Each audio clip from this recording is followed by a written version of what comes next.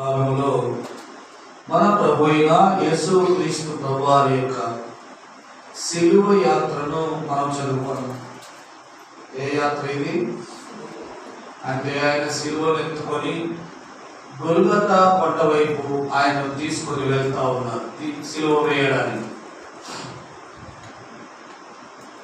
ఆయన సిలువ వేయడానికి తీసుకొని వెళ్తా ఉంటే ఆయనను వెంబడించిన వారిలో అనేకులు యేసు ప్రభువారి సిలువ యాత్రను చూస్తూ ఏం చేస్తున్నారంట?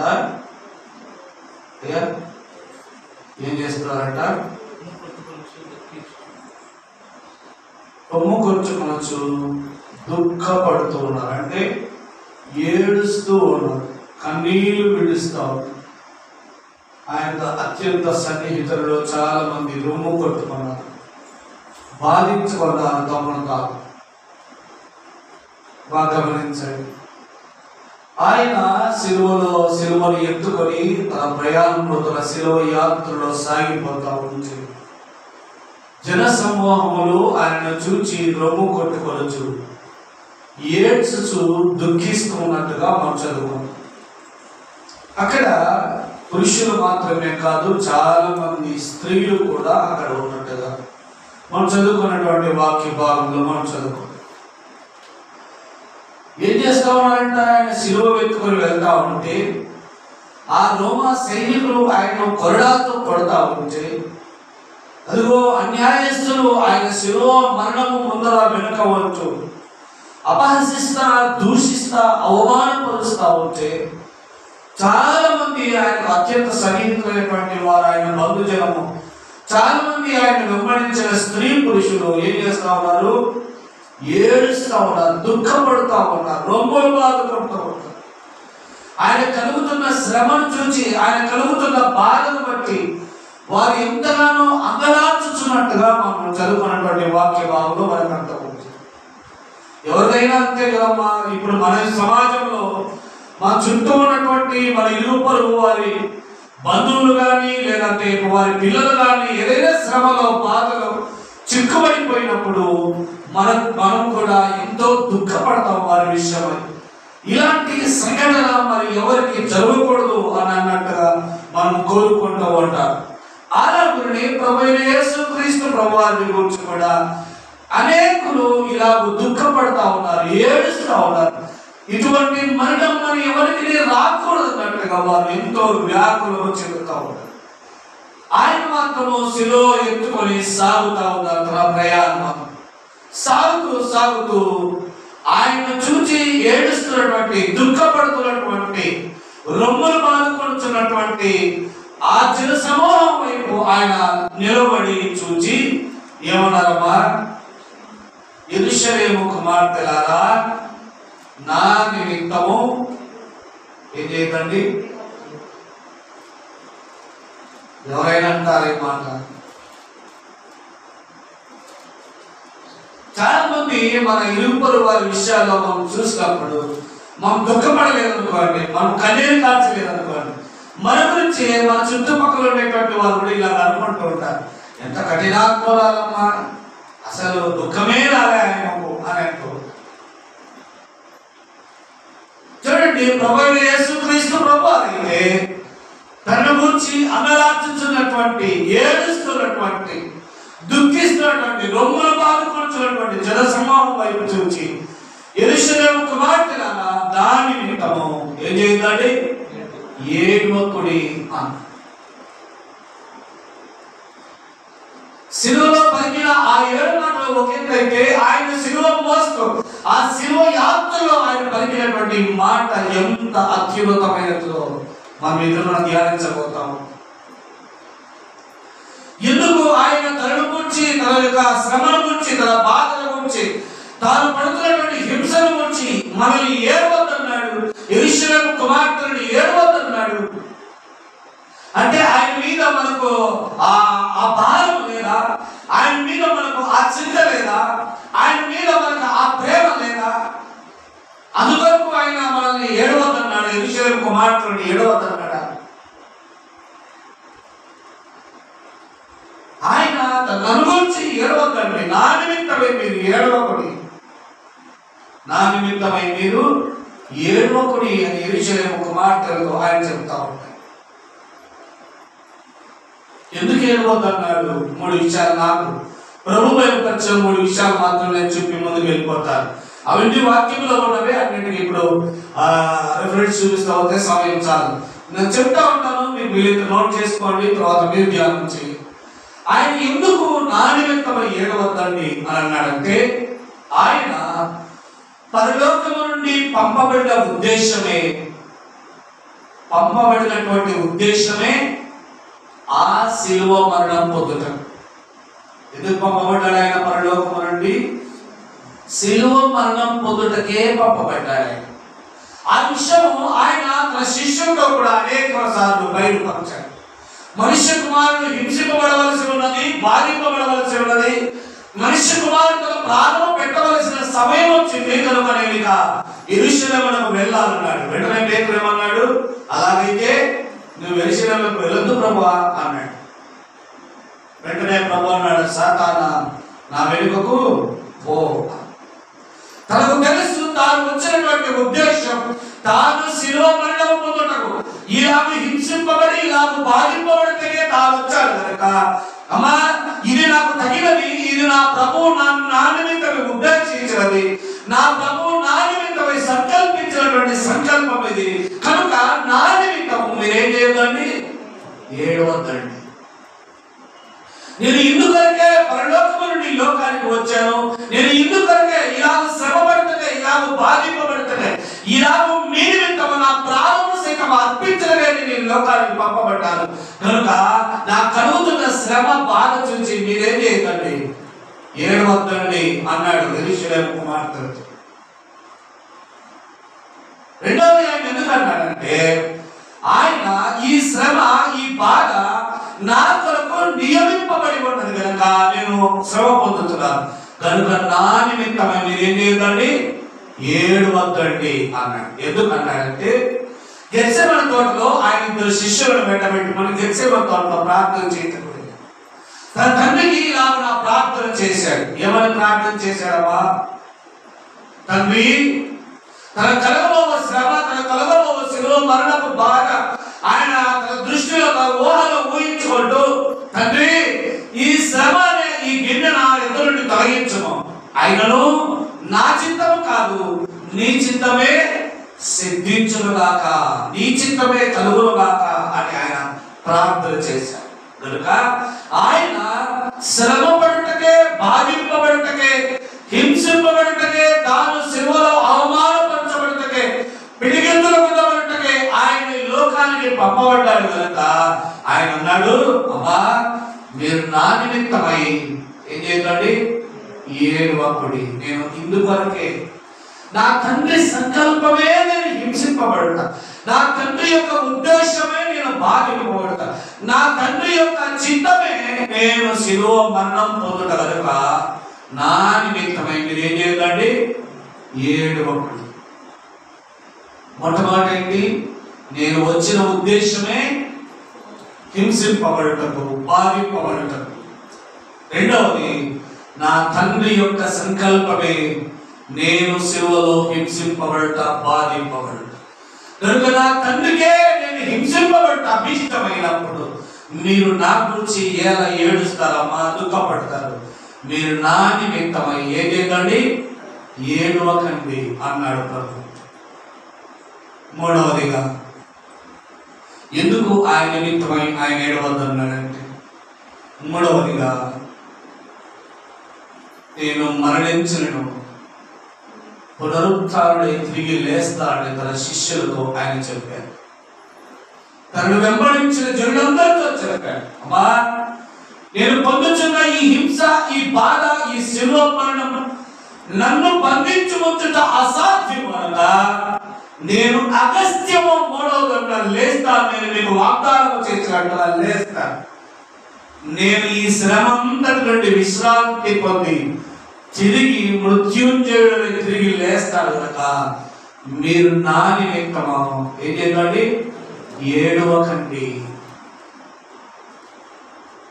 ప్రభు యొక్క ఉద్దేశాన్ని నేను చెప్పాను. ప్రభు నాకు బయలుపరిచిన ఈ 3 విషయాలు నేను చెప్పాను. ఇంకా చాలా విషయాలు ఉన్నాయి అందులో. మీరు బాగా గుర్తు పెంచుకోండి. మొట్టమొదటిగా దేని నిమిత్తమైన ఏడవదన్నాడు? ఆయన పంపబడిన ఉద్దేశమే హింసింపబడతాడు కనుక ఆయన ఏడవద్దాడు. రెండవది, నా తండ్రి చిత్తమే, నా తండ్రి ఉద్దేశమే నేను శిలువ మరణం పొందుడు కనుక నా నిమిత్తమే మీరేం చేయండి, ఏడవకండి అన్నాడు. మూడవది, నేను ఎంత హింసింపబడి బాధింపబడి మరణం పొందడం, మరణము నన్ను బంధించవచ్చుట అసాధ్యం కనుక మీరు నా నిమిత్తమై ఏం చేయండి, ఏడవకుడి అన్నాడు. ప్రభు అయితే అలాగా అన్నాడు. రెండవ మాట, ఆయన నా నిమిత్తము ఏడవకడి అని చెప్తూ రెండవ మాట ఆయన ఏమన్నాడయ్యా, మీ నిమిత్తము చదవండి. 28వ వచనం, మీ నిమిత్తము, మీ పిల్లల నిమిత్తమును. ఎవరి కొరకు ఏడవమన్నాడమ్మా? అయ్యా ఎవరి కొరకు ఏడవమన్నాడు? ఎవరి కొరకు? మీ నిమిత్తము, మీ పిల్లల నిమిత్తము ఏడవండి, నా నిమిత్తము ఏం చేద్దండి, ఏడవకండి, దుఃఖపడకండి, చింతింపకండి. నా నిమిత్తము ఏడవకుడి. ఎవరి నిమిత్తం ఏడవాలంట? మన నిమిత్తము, మన పిల్లల నిమిత్తమును ఏడవమని ప్రభు చెప్తారు.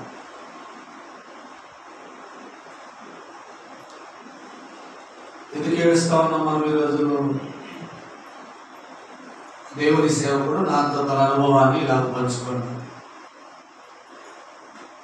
ఆయన ఒకసారి ఒక ఇంటికి వెళ్ళాడంట ప్రార్థనకి వెళ్ళి సరిగా 8-15 ప్రాంతంలో ఆయన ఇంటి ప్రార్థనకు వెళ్ళేసరికి అక్క బాగా ఏడుస్తా ఉంది. అక్క ఏం చేస్తాంది? అక్క ఏడుస్తాను, బాగా ఏడుస్తాను. ఆయన తన సొంత అనుభవం. అక్క బాగా ఏడుస్తా ఉంది. అక్క బాగా ఏడుస్తా ఈయన వచ్చింది చూసి దబదబా కన్నీళ్ళు తుడుచుకుంటూ లేచి వెళ్ళిపోయి, ఈయన రండి అయ్యా, ఆమె భర్త రండి అయ్యా రండి అని కూర్చోబెట్టి దాంతో మాట్లాడుతూ ఉన్నాడు. ఆమె ఎట్లా వేసుకెళ్ళి ఏడ్చుకుంటూ లేచిపోయింది. ఈయన ఈ కుటుంబానికి ఏదేదో చెప్తామని ఈయన ప్రిపేర్ అయ్యి వచ్చాడు. కానీ ఇంటికి వచ్చేసరికి అక్క ఏం చేస్తుంది? ఏడుస్తాను. ఈ ఏడ్చే చూసి ఈయనేమనుకున్నాడంటే, ఏదో భార్య భర్త బాగా గొడవ పడినట్టున్నారు, వీళ్ళిద్దరికి కొంచెం సమాధానకరంగా ఉండేటట్టుగా భార్య భర్తకు సంబంధించిన వాక్యం చెప్తా అని ఆయన భార్య గురించి ఎఫెసీయులకు రాసిన పత్రిక 5వ అధ్యాయంలో మీ సొంత పురుషులకు లోబడి ఉండి భర్తలారా మీ భార్యను ప్రేమించుడి అని ఆయన చెప్పి వాక్యం అంతా బాగా చెప్పాడు. ఇప్పటికైనా వీళ్ళు మారుతారు, ఒకరికొకరు కొట్లాడుకోకుండా ఉంటారు అని ఆయన హృదయంలో సంతోషపడ్డాడు. ప్రార్థన అంతా అయిపోయింది, కుటుంబ ప్రార్థన అంతా అయిపోయింది. అక్క లేచి పాస్టర్ గారికి, ఆ భర్త పిల్లలకి ఏదో భోజనమో లేదంటే ఇతర కార్యక్రమాలు, స్నాక్స్ అటువంటి టీ కానీ తీసుకొద్దామని వంటరూంలోకి ఆమె లేచిపోయింది. ఆమె వంటరూంలోకి లేచిపోతానే సేవకుడు ఇలా అడిగాడు తన భర్త, అయ్యా నేను వచ్చేసరికి అక్క బాగా ఏడుస్తూ ఉంది, ఏం జరిగిందయ్యా, ఎందుకు గొడవ పడ్డారు మీరు అని అన్నారంట. ఓ అదే అయ్యా,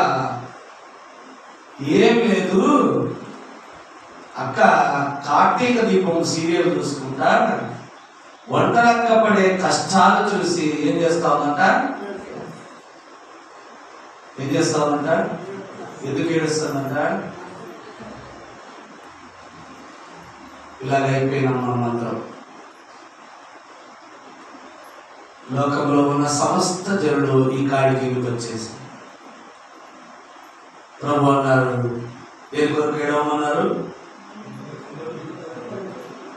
మీ కొరకు, మీ పిల్లల కొరకు ఏడు.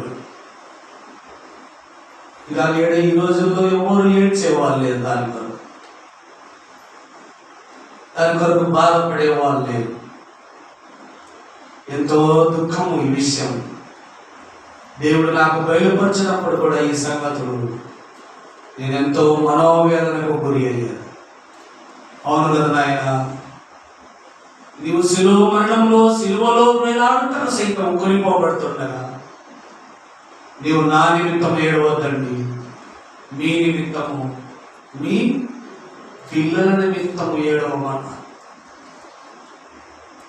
దేని కొరకు ఏడవమన్నారయ్యా? మీ నిమిత్తము, మీ పిల్లల నిమిత్తము ఏడవమన్నా.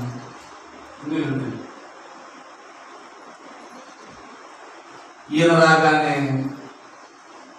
ఎందుకు ఏడుస్తుందయ్యా అక్క?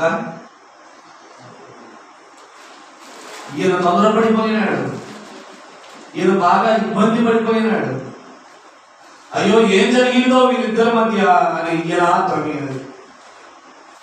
ఆయన భార్య భర్త గురించి చెప్పి చెప్పి చివరికి అడిగితే ఆయన ఏమంటాడు? సీరియల్ చూసి అక్క దేని కొరకు ఏడవలసిన వాళ్ళు దేని కొరకు ఏడుస్తూ ఉన్నారు.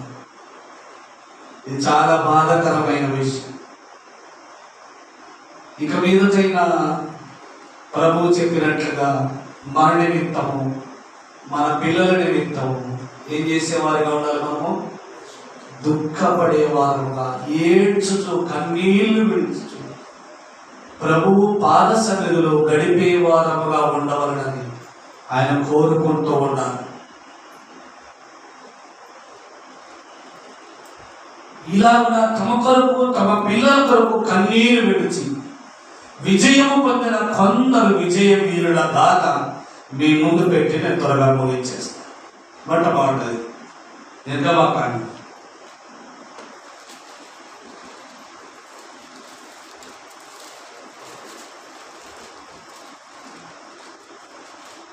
2వ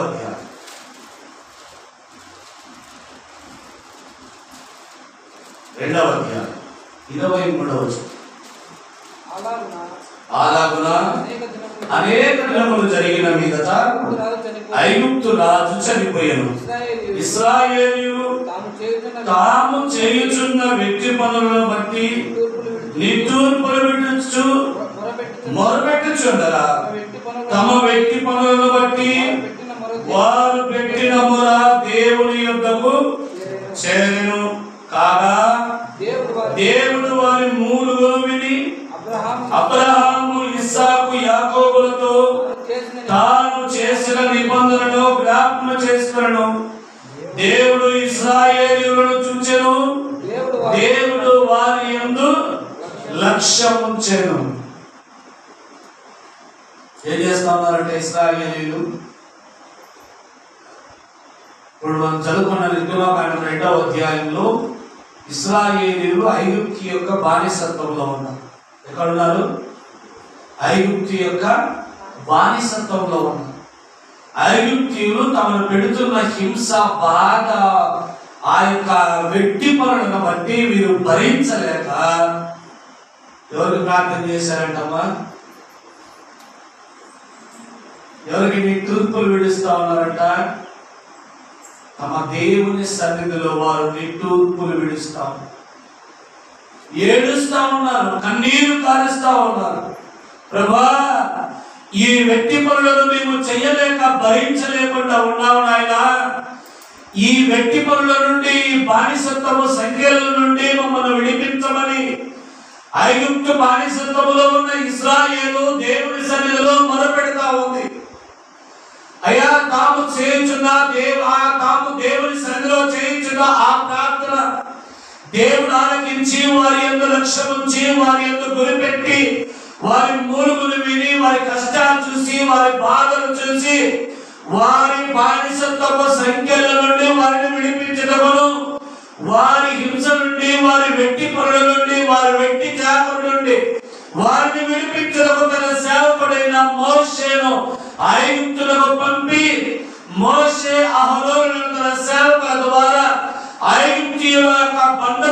నుండి, బానిసత్వం నుండి, వ్యక్తి పనుల నుండి, తాము పొందుతున్న హింస నుండి, బాధ నుండి ఇశ్రాయేలీయులందరినీ బయటకు తోడుకొని వచ్చారు. అంత మాత్రమే కాదు, తన పితరులకు తాను చేసినటువంటి వాగ్దానాన్ని జ్ఞాపకం చేసుకొని తన పితరులకు ఏ దేశాన్నైతే ఇస్తానని, వారి సంతానంకు ఏ దేశాన్నైతే ఇస్తానని తాను ఆదున్న వాగ్దానం చేశాడు, ఆ వాగ్దానాన్ని ఐగుప్తు బానిసత్వ సంఖ్యల నుండి విడిపించి తన భవిష్యత్తు తరం వారిని ఇదిగో పాలు తేనెలు ప్రవహించు దేశములు కనాను దేశములోనికి, కట్టని నివాసములలోనికి, ఇదిగో ఆ దేశము ద్రాక్ష పండ్లు 2 వేగుల వారు మోసుకొని వచ్చారంట. ఒక గెలను 2 వేగుల వారు మోసుకొని వచ్చారంట. అటువంటి సమృద్ధి అయిన పంటలు పండే దేశములకు వారిని తన దేవుడకు యెహోవా నడిపించాడు. ఈనాడు నీవు నేను పడుతున్న హింసల గురించి, బాధల గురించి, ఇదిగో మనం పొందుతున్నటువంటి ఇదిగో శ్రమల గురించి మనము ఇలా మన కన్నీళ్లు విడిచి, దేవా ఈ కన్నీటి బాధను చూడండి నాయన, మా మనోవ్యాకులమును తొలగించండి, మేము పడుతున్న హింస, మేము పడుతున్న బాధ, మేము పడుతున్న శ్రమ, మేము చేయించున్న వ్యక్తి పనుల నుండి మాకు విశ్రాంతిని నాయన, మమ్మల్ని రక్షించయ్యా అని ఎంతమంది మొరపెడతా ఉన్నారు. ప్రభు అన్నారు, మీ నిమిత్తము, మీ పిల్లల నిమిత్తము ఏడవండి. దాని నిమిత్తము ఏడవద్దండి. చాలా మంది క్రైస్తవ కుటుంబంలో ఇలా చెప్పుకుంటూ ఉంటారు, నేను ఉపవాసం ఉన్నానయ్యా. ఎందుకున్నావు? ప్రభు కొరకు ఉపవాసం ఉంది. ఎవరి కొరకు? ఎవరి కొరకు? ప్రభు కొరకు ఉపవాసం. దేవుడు అన్నాడా? దేవుడు ఏమన్నాడు? నా కొరకు ఏడవకుడి, మీ నిమిత్తము, మీ పిల్లల నిమిత్తము ఏడు.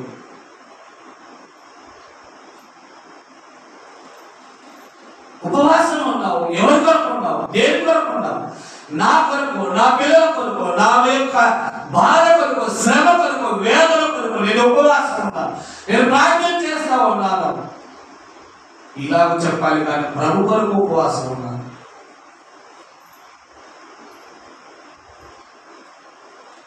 ఎందుకయ్యా ఈ శ్రమ, ఎందుకయ్యా ఈ బాధ? ప్రభు కొరకు హింసింపబడుతున్నా, బాధింపబడుతున్నా. ప్రభు కొరకు నా కొరకు ఏమి చేయొద్దండి. నా కొరకు మీరు బాధింపబడవద్దు, నా కొరకు మీరు దుఃఖపడవద్దండి, నా కొరకు మీరు శ్రమ పడవద్దండి. మీరు శ్రమ పడాలి, మీరు దుఃఖపడాలి, మీరు ఏడవాలంటే ఎవరి కొరకు? ఎవరి కొరకు?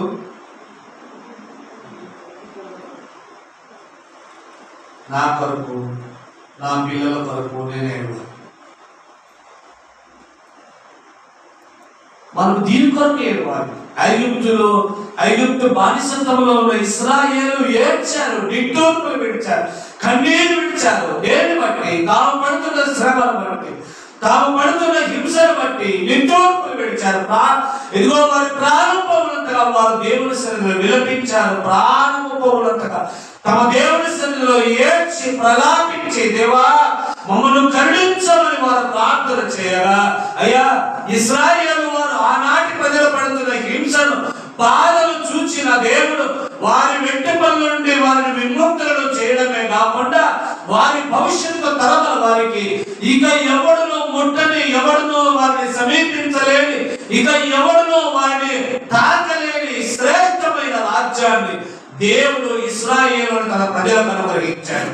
నేడు నీవు దుఃఖపడుతున్న నీ దుఃఖము నీ భవిష్యత్తు తరముల వారికి శ్రేష్టమైన దీవెనను, ఆశీర్వాదములు ఇస్తుందనే సంగతిని మనం అనేకులు మర్చిపోయి మనము దేని కొరకు ఏడుస్తున్నామో మనమే అర్థం కాకున్నట్లుగా మనం దుఃఖపడతా ఉన్నాం. ఇశ్రాయేలు ఐగుప్తు బానిసత్వంలో ఉన్న ఇశ్రాయేలు దుఃఖపడితే, ఇశ్రాయేలు వారి పిల్లలకు పాలు తేనెలు ప్రవహించే దేశము కనాను ఆయన స్వాస్థ్యముగా వారి సంతానాన్ని అనుగ్రహించాడు.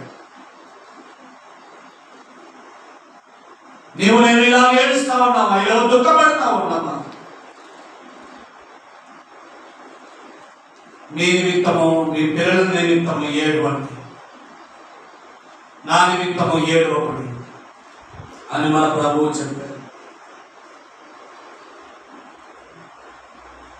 అందుకే యాకోబు భక్తుడు రాసిన కూడా ఒక మాట అన్నాడు, చదవండి 5వ అధ్యాయం.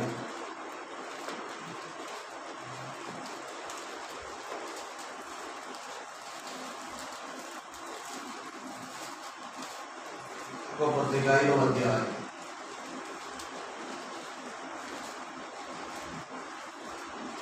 మా 13వ వచనం. మీలో ఎవరికైనా శ్రమ సంభవించదా ఏం చేయాలంటయ్యా? శ్రమ సంభవిస్తే ఏం చేయాలంట? ప్రార్థన చేయవలెను. మీలో ఎవరికైనా సంతోషం కలిగిన ఏం చేయాలా? సంతోషం కలిగితే కీర్తనలు పాడాలి. శ్రమ కలిగితే ఏం చేయాలయ్యా? అన్నీళ్ళు విడిచి ప్రార్థన చేయాలి. ఇశ్రాయేలు అలా ప్రార్థన చేసి, దేవా ఈ ఐగుప్తీయులు పెట్టే వెండి పనులు మేము చేయలేము నాయన, ఈ బాధ మేము భరించలేమయ్యా అని ఇశ్రాయేలు మొరపెట్టగా ఐగుప్తు బానిసత్వపు సంఖ్యల నుండి వారిని విడిపించి వారి భవిష్యత్తు తరం వారికి శ్రేష్టమైన పాలు తీరుగా ప్రవహించే దేశాన్ని దేవుడు అప్పగించాడు. నీవు నేను ఏడుస్తున్న నీ దుఃఖము, మన దుఃఖము, మన కన్నీరు మన భవిష్యత్తు తరముల వారికి శ్రేష్టమైన ఆశీర్వాదాన్ని, శ్రేష్టమైన జీవితాన్ని, స్వేచ్ఛ స్వాతంత్ర్యాలతో కూడిన జీవితాన్ని, ఇదిగో స్వేచ్ఛ స్వాతంత్ర్యాలతో కూడిన జీవితాన్ని మన భవిష్యత్తు తరం వారికి అందుతుంది. కనుక నేను దేవుని సంఘము అనుభవిస్తున్న శ్రమను కూడా మనమందరము ఒకసారి చూడాలి, గ్రహించాలి. ఆ సంఘము పడుతున్న హింస కొరకు, బాధ కొరకు నీవు నేను మనం అందరము ప్రార్థన చేస్తే మన ప్రభువు మన భవిష్యత్తు తరముల వారికి శ్రేష్టమైన స్వేచ్ఛ స్వాతంత్ర్యాలతో కూడినటువంటి ఆ రాజ్యాన్ని, ఆ స్వాతంత్రముతో కూడినటువంటి జీవితాన్ని ప్రభువు మన భవిష్యత్తు తరం వారికి అనుగ్రహిస్తాడు. కనుక నేను నీవు పొందుతున్న ఈ శ్రమల గురించి నీవు కన్నీరు విడిస్తే నీ భవిష్యత్తు తరాలు కూడా, నీవు మాత్రమే కాదు నీ భవిష్యత్తు తరాలు కూడా సుఖపడి సంతోషించేటువంటి అవకాశం మనకు ప్రభువు అనుగ్రహిస్తాడు. కనుక అందుకే ప్రభు అన్నారు, నా నిమిత్తము ఏడవకండి, మీ నిమిత్తము, మీ పిల్లల నిమిత్తము ఏడవండి. రెండవ సమయంలో ఎంతో గమనించి ఒక్కరోజు సమయం రాసిన రెండవ గ్రంథం, మొదటి గ్రంథం మొదటి అధ్యాయం.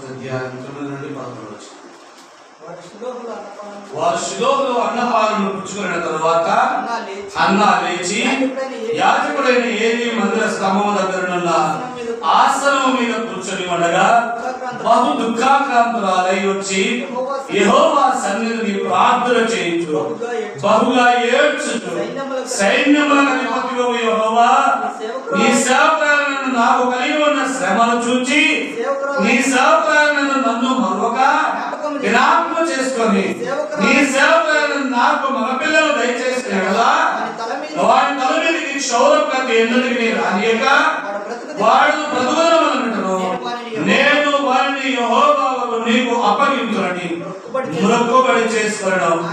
ఆమె యెహోవా సన్నిధిలో ప్రార్థన చేయుచుండగా ఏలీ ఆమె నోరు కనిపెట్టుచుండెను.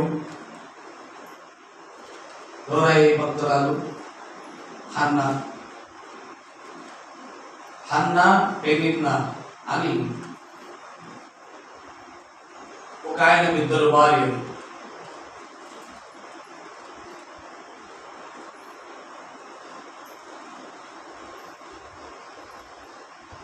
ఈయనకు పెనిన్నాకు సంతానం ఉంది, హన్నాకు ఏం లేదంట సంతానం. ప్రతి సంవత్సరం వీరు షిలోహునకు వెళ్ళి దేవాలయంలో గడిపి అక్కడ బలులు అర్పించి అక్కడ విందారగించి తిరిగి రావడం ప్రతి సంవత్సరం చేసేవారు. హన్నా మాత్రం వారితో కూడా వెళ్ళేది, పిల్లారగించి వచ్చేది.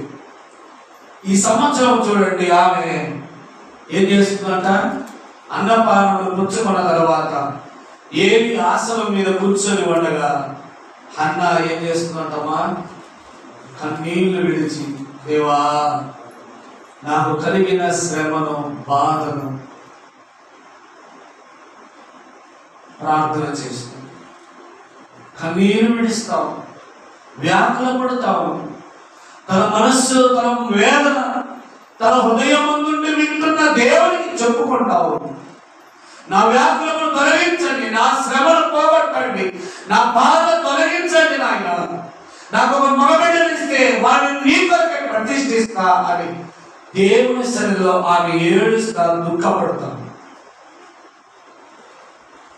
ఇలాంటి ఎంతో మంది తాము కలిగిన శ్రమల గురించి, తమ కలిగిన బాధల గురించి తాము దుఃఖపడి ప్రార్థన చేయకుండా, తాము దేవుని సన్నిధిలో ఇలాగ మనవి చేయకుండా, తాము దేవుని సన్నిధిలో ఇలాగ ఏడ్చి చూపుతాము, ప్రభు సన్నిధికి అప్పగించకుండా మనుషులపైన ఆధారపడతా ఉంటారు. వాళ్ళ దగ్గరికి వెళ్తే, వీళ్ళ దగ్గరికి వెళ్తే, ఇలాగ చేస్తే, అలాగ చేస్తే తమ సొంత ఆలోచనలు వారు కలవజేసుకుంటూ తమకు ఏది అనుకూలమో దాన్ని జరిగిస్తూ దైవ సహాయం కొరకు వేడుకొందామన్నట్టుగా వారు అనేకుంటారు. అతను వ్యాకులను దేవునితో చెప్పుకుంటారు, కన్నీళ్లు విడిస్తావు. అయ్యా విందుకు వెళ్ళారంటే, అక్కడ బలర్పించడానికి వెళ్ళారంటే ఎంత ఆహ్లాదకరమైన వాతావరణం ఉంటుంది, ఎంత బంధుజనము, ఎంత జనసమూహములు వారు చెబుతూ ఉంటారు. ఎంతో కొంత కలివిడిగా తిని త్రాగి సంతోషించి ఆనందంగా గడపవలసినటువంటి ఆమె దేవుని సన్నిధిలో కూర్చొని ఏం చేస్తా ఉంది, కన్నీళ్లు విడిచి ప్రార్థన చేస్తాం. నా కలిగిన శ్రమ పోగొట్టు, నా కలిగిన బాధ తొలగించు ఆయన అని హన్నా దేవుని సన్నిధిలో ప్రార్థన చేయగా సేవకుడు పట్టున్నాడు, ఈమెమో బాగా తిని తాగినట్టుంది, మత్తురాలై దేవుని సన్నిధిలో ఉన్నది అని ఒకసారి వెళ్ళి గదులుకున్నాడు. చాలేమ్మా, ఇంకెంతసేపు మత్తురాలు అయి ఉంటావు, లేచి వెళ్ళిపోతే ఆమె ఏడుస్తూ తన సేవకుడితో చెప్పింది, అయ్యా నేను మత్తురాలను కాదయ్యా, నా వ్యాకులు, నా మనోవేదనను దేవుడితో చెప్పుకుంటున్నాను.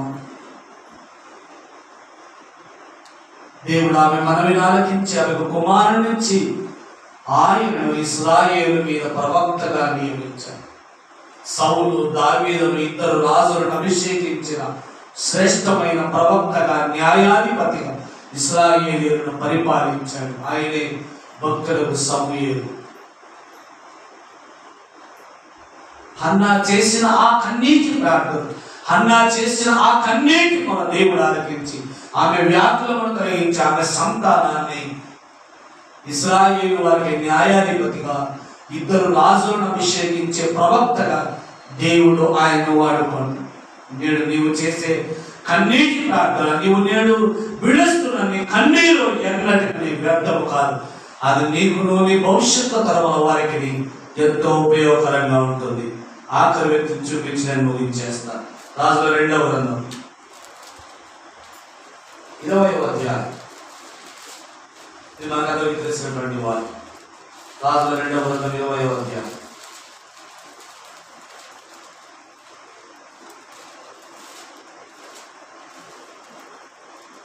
అయ్యా మొదటి నుండి 3 వచ్చాం. మనందరూ ఎరిగినటువంటి వాక్యం. ఆదిలో హిజ్కియాకు మరణకరమైన రోగం కలుగగా ఆమోజు కుమారుడును ప్రవక్తయునైన యెషయా అతని యొద్దకు వచ్చి, నీవు మరణమవుచున్నావు, బ్రతుకవు కనుక నీవు నీ ఇల్లు చక్కబెట్టుకోమని యెహోవా సెలవిస్తున్నాడని చెప్పగా అతడు తన ముఖము గోడ తట్టు నింపుకొని, యెహోవా యథార్థ హృదయుడనై సత్యముతో నీ సన్నిధిని నడుచుకుంటును, నీ దృష్టికి అనుకూలంగా సమస్తమే జరిగించెను, కృపతో జ్ఞాపకం చేసుకోమని హిజ్కియా కన్నీళ్లు విడుచుచు యెహోవాను ప్రార్థన చేశాడు. యెషయా అనే ప్రవక్త హిజ్కియా దగ్గరకు వచ్చి ఇలాగ చెప్పాడు, హిజ్కియా నీకు మరణకరమైన రోగం వచ్చింది కనుక నీవు ఇక త్వరలో ఈ లోకాన్ని విడిచిపెట్టి వెళ్ళిపోబోతున్నావు. కాబట్టి నీవు వెళ్ళక ముందే నీ ఇంటిని, నీ దీపం ఉండగానే నీ ఇల్లు చక్కబెట్టుకో అని. హిజ్కియాకు దుఃఖము ఆగలేదు. మనలాంటి సామాన్యుడా, రాజయ్య హిజ్కియా ఒక రాజు కన్నీరు విడిచుట ప్రజలు ఏనాడైనా చూసి ఉంటారా? చూడండి, రాజు అయి ఉండి సేవకుడైన ప్రవక్త అయిన యెషయా వచ్చి చెప్పగానే తన మనస్సు మార్చుకొని, తన హృదయం తిప్పుకొని ప్రభువైపు చూచి, దేవా నీ సన్నిధిలో యథార్థ హృదయుడు నేను ఎత్తు నడుచుకుంటున్నావు, జ్ఞాపకం చేసుకోవాలైనా. ఇదిగో ఒకవేళ నా ద్వారా నా వలన ఏదైనా దోషము తొలగి ఉంటే నన్ను క్షమించమని కన్నీళ్లు విడిచి ప్రభువైపు చూడగా దేవుడు అతని దోషములను క్షమించి అతని రోగములను స్వస్థపరిచి 15 సంవత్సరాల ఆయుష్కాలాన్ని దేవుడు అతనికి అనుగ్రహించాడు. మనం విడుస్తున్నామా? మన కలిగిన శ్రమ, మన కలిగిన రోగాన్ని బట్టి, బాధలను బట్టి ప్రభువా అని ప్రభువైపు చూడగలుగుతా ఉన్నామా? ఎంతసేపు మనుషులను నమ్ముకొని నిన్ను నీవు పాడు చేసుకుంటావు. మన ప్రభు అన్నారు, నా నిమిత్తమై ఏడవకుడి, మీ నిమిత్తము, మీ పిల్లల నిమిత్తమై మీరేం చేయండి, ఏడవండి, పర్వాలేదు. మీరు ఈనాడు దుఃఖపడుతున్న ఆ దుఃఖం మీకు మాత్రమే కాదు, మీ భవిష్యత్తు తరాల వారికి స్వేచ్ఛ స్వాతంత్ర్యంతో కూడిన జీవితాన్ని, శ్రేష్టమైన ఆశీర్వాదాన్ని, శ్రేష్టమైన మన కృపను ప్రభు మనకు అనుగ్రహింపబోతా ఉంది. కాబట్టి మనం ఎప్పుడు కూడా ప్రభు సన్నిధి అవకాశం దొరికిన ప్రతి క్షణం మనం మన నిమిత్తము, మన పిల్లల నిమిత్తము దుఃఖంతో ప్రభు సన్నిధిలో చేరేవారుగా ఉంటారు. ఇశ్రాయేలు మొదలుపెట్టగా ఇశ్రాయేలు బానిసత్వ సంఖ్యల నుండి విడిపించాడు. వారి భవిష్యత్తు తరం వారికి పాలు తేనెలు ప్రవహించే దేశాన్ని అప్పగించాడు.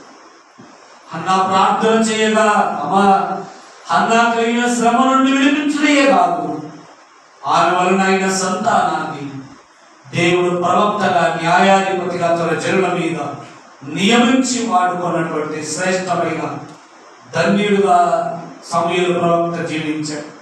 అమ్మా ఇదిగో హిజ్కియాకు మరణకరమైన రోగం కలగగా, దేవా నీ సన్నిధిని ఎట్లా నేర్చుకుంటున్నావు అని కన్నీళ్లు విడిచి దేవుడి వైపు ప్రార్థన చేశాడు. తన రోగము నుండి స్వస్థత పొంది 15 సంవత్సరాల ఆయుష్కాలాన్ని తాను పొందగలిగాడు.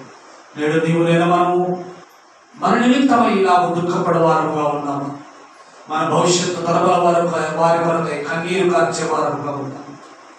మన భవిష్యత్తు తరముల వారి కొరకై నువ్వు కన్నీరు విడిస్తే, ఒకవేళ నీవు కొంత శ్రమ పడ్డావేమో, నీ భవిష్యత్తు తరాలు ఆ శ్రమ కూడా పడకుండా ప్రభు శ్రేష్టమైన జీవితాన్ని ఇచ్చడానికి ప్రభు సిద్ధంగా ఉన్నాడు. దేవుడు కొద్ది మాటలు మన నిమిత్తమై దీవించుకున్నాడు.